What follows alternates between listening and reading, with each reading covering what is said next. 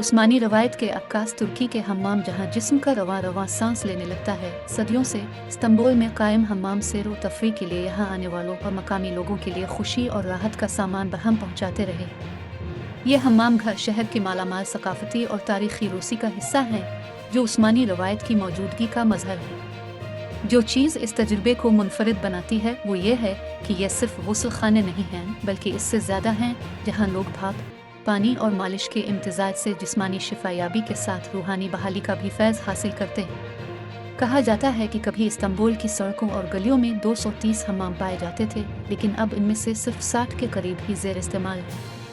उनके रिवायती संगमरमर के फर्श और खूबसूरत खत्ताती के नमूनों वाली टाइलों से मुज़य्यन छतें ज़ायरीन को एक मुनफरिद माहौल में जज्ब होने का मौका फराहम करती हैं और ये उन्हें कदीम उस्मानी महलात से करीब तर होने का एहसास दिलाते हैं।